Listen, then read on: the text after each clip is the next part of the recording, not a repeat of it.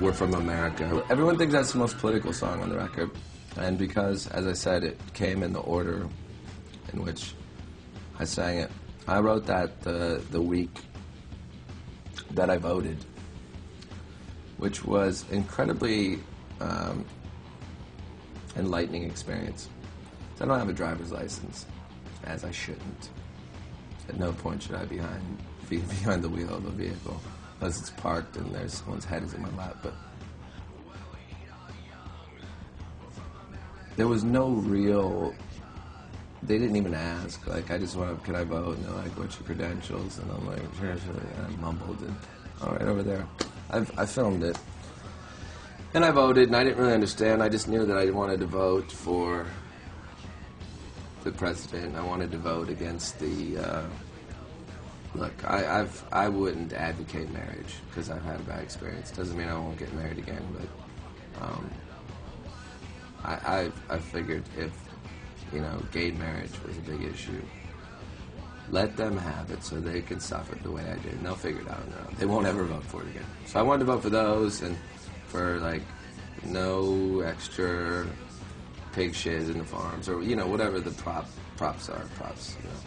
I just went in and I voted. I was drunk. That's the way you should vote. And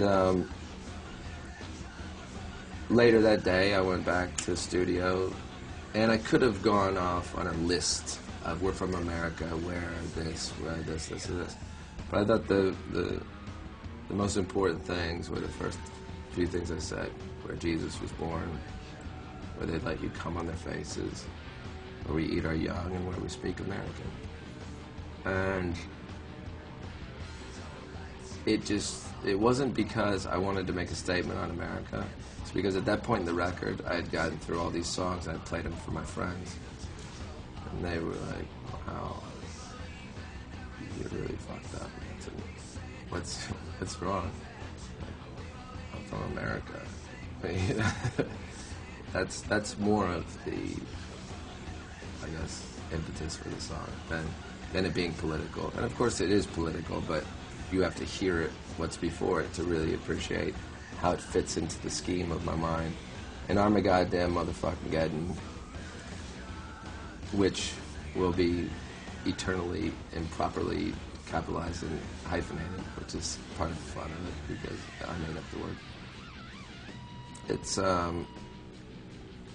when you hear it by itself, it sounds purely sarcastic. When you hear it in context of the record, it has a much more sardonic or like serious bitterness to it.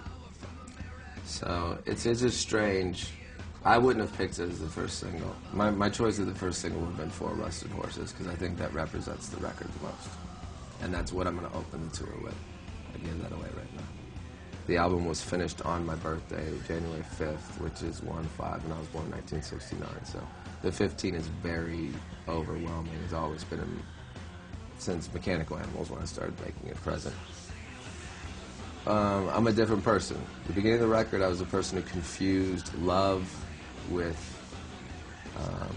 dependence, and I guess desire with weakness and things like that. So by the end of the record, I was no longer the same person. And it may be autobiographical, but it's only because I realized I can't create a more fucked up story than my own. And the characters that are in my life, I don't need to imagine or create metaphors for them. But at the same time, I set out to tell a story that everyone can relate to. I don't want to tell a story about my personal relationships. I want to tell a story about being a person that wants to try and be human. I think that's how everyone feels. I'm not trying to be the ultimate outsider.